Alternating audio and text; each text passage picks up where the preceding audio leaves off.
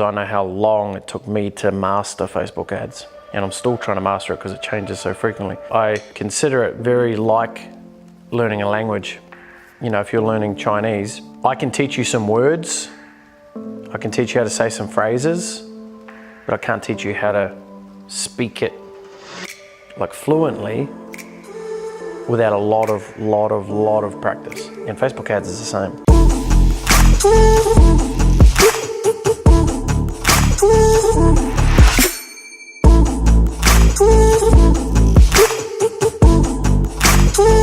The key for me in any business, anything that I try and ever endeavour is if you were the customer, how would you want to be treated? You know, it's that customer's perfect journey, as I like to call it. It's like we want to be operating at a level when how people with 200, 300 staff operate. I think what can happen is the larger you grow, the more the system gets stretched. Yeah. You know, I want to be able to operate every single client as if you just had one client. Yeah. And that's the person you need to impress, but we need to deliver that on every single person. Me as a consumer of products or services, and I'm sure you're exactly the same, is if I have a slight bad experience, I just won't go back.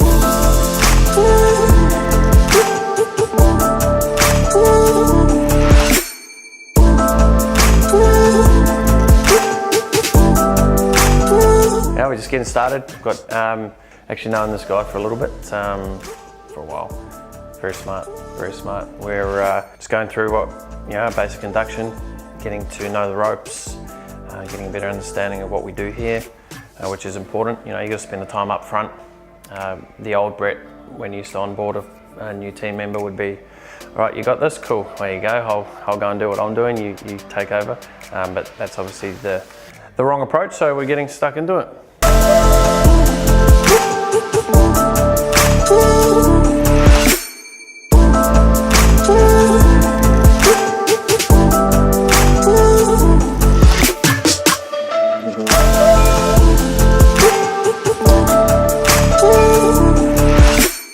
And then just going through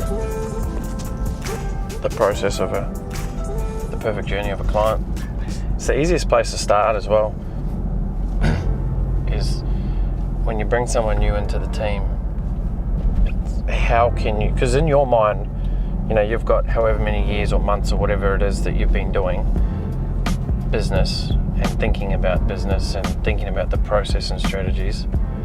The easiest way to distill it, whether you're creating a marketing campaign, you're creating a new product or service, or you're bringing a new team member on, is to just break down the life cycle of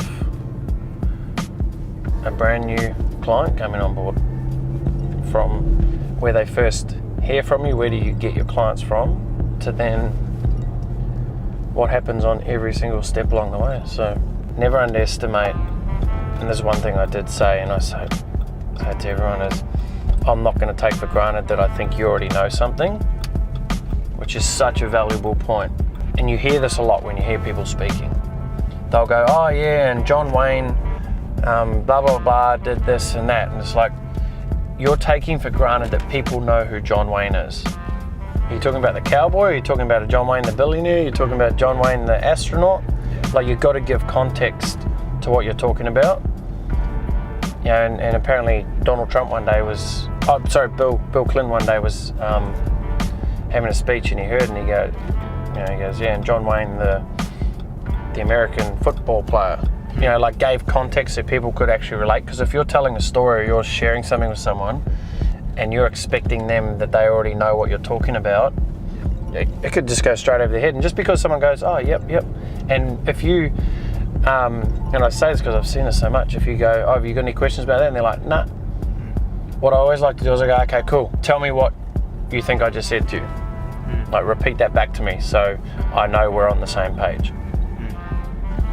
Too many pieces of the puzzle gets missed just by thinking that someone already knows that. Even though, like, we're bringing Nick into the team for a number of reasons, but one of his specialties is, you know, advanced Facebook advertising. Because I know advanced Facebook advertising, and I know that he knows Facebook advertising, it's not a matter of, oh, here's some campaigns, where you go and do it now. It's like, you go through the process and go, okay, so you know what a tracking pixel is, right? Tell me what a tracking pixel is. even though it's basic, but it's like, you don't know that he skipped out on one part, or you just don't know.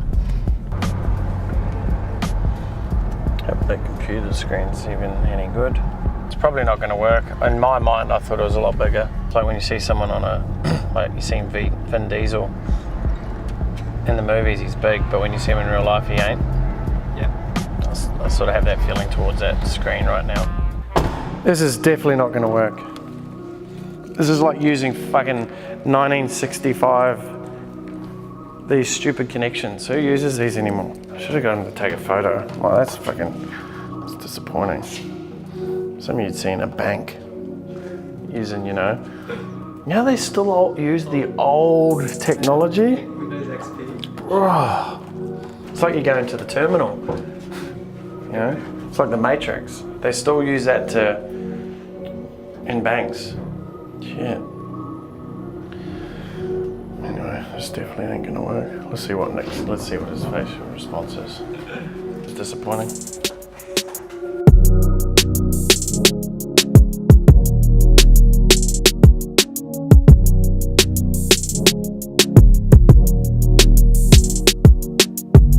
Yeah, because then the debate comes, at what stage do we use one of their promo videos, create an audience based off 75% of people who have watched that video and retargeting? That is where we move into the optimized phase. Obviously part of what we're doing as well, but it's also equally important that I think you know the entire process as well. You know, I'm not a believer on, like, so any new people that do come on board will be like, this is the process, this is what happens, so people have an understanding of what's happened before, you know, instead of going, here you go, bang, here's all your, go and activate these tasks, and you don't know what that customer's actually been through to get to that. So having that overview there, and we'll refine that. And there's a framework that I teach. I sit down with them and I said, look, this is how we operate. And this would be good for you to be able to have as well, something like this, so we can visually aid and say, well, look, there's actually 3 phases that we operate under, because they can then see, oh, fuck, there's a path. Instead of just sitting down going, tell us what you want, you know, how can we help you? Like, it just becomes a muddled conversation. But here, it's, number one, it allows the salesperson the ability to follow a flow, because each of them will have questions under where are you right now, and your desired outcomes, you'll have questions. With your business DNA, you know, I talk about the 5 currencies, each of them have a question that we hit, and then it just makes it a lot easier as well. But you see, like, that in itself is a framework within the framework of the framework. But once it's created, it becomes a lot easier and everyone can see it. And I think that's why having visual aids of, you know, what starts off as scribble, everyone can understand where you are. It's like the, when you go to a shopping mall, you know, they've got the picture of a huge shopping mall. All you're looking for is you are here, right? That little dot on the map that says you're here, and you're like, oh, that's where I am, I know where to go then. Instead of going, here's the map, because you're like, where the fuck am I in this? Yeah.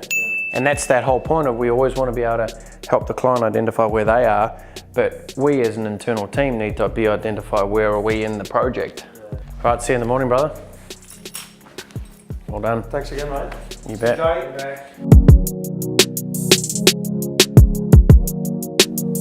No, actually, I really enjoy systems though. Seeing something piece it out, like what we've just created there, is extremely granular, but I mean, that essentially is, if anyone wants to learn how to build a digital agency, I've just distilled 6 weeks of solid thought and process, and then 6 years, 8 years of building systems and processes, and then compiled it into what's the best practice, how it works, how do we do this. That's where the biggest learning, or the biggest time spent for businesses is. It's the startup. Like, if you knew what software to use first up, if you knew how to create a project, if you actually knew how to create a system, like a system for writing a system, you know, like I just created that there, the system for writing a system. So when someone else new in your team does something, you document it, and then it becomes a system, and you add it to the, you know, the entire database, the library of systems that you've got. Funny, because, you know, and even Nick mentioned the fact that people on the outside just look at the deliverable, like the actual task being done, but what they don't see is the back end of how do you communicate that through 6 people? How do you manage that? How do you then communicate with the client, with the team? There's so many variables that go on in the back end. And I think having a good project management tool is vital, because I've got to look at every hour, and this is for any business owner, leader in your team. If you're having to be pulled away for something for 3 hours, it's the opportunity loss cost, of not only do you have to spend 3 hours doing that, what are you actually missing out on that you could be doing and moving the business forward? I talked with one of our inner circle members on the weekend, hugely successful person, running 7-figure business, multiple team members. And it was that conversation of, you should not be doing your Facebook ad marketing. That's not where you need to be spending your time. It's not your unique ability, it's not your skill set. And I say this because I know how long it took me to master Facebook ads. And I'm still trying to master it because it changes so frequently. I consider it very like learning a language. If you're learning Chinese, I can teach you some words, I can teach you how to say some phrases, but I can't teach you how to speak it like fluently without a lot of practice. And Facebook ads is the same. I could teach you how to do an ad. I've showed throughout our vlogs some strategies we've been using, but that's just one little piece of an entire language. And a lot of it starts to become intuitive. When you learn a language and you become fluent in it, it's intuitive. Like, I'm not thinking about the words I'm saying right now. It's very similar when we're crafting ad campaigns, we're crafting strategies, we're crafting, flows. It just becomes very intuitive. And you can't take that for granted. You can't take that for granted. So the salesman who's just a master at closing, it'll just come naturally for him to be able to riff off the top of his head the sales close. But if you've never done sales before and you've got a sales script, you're still trying to fumble your way through it. So it's got to get to a point where you can become intuitive with the process.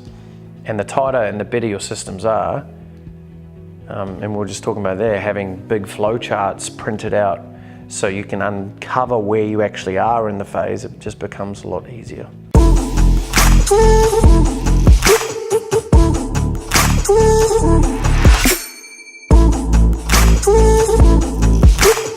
So what do you think? Did you enjoy today's vlog? If you learnt any important lessons or you took anything away from it, please let me know. Leave a comment below, and please be sure to like and subscribe so you don't miss out on any upcoming episodes.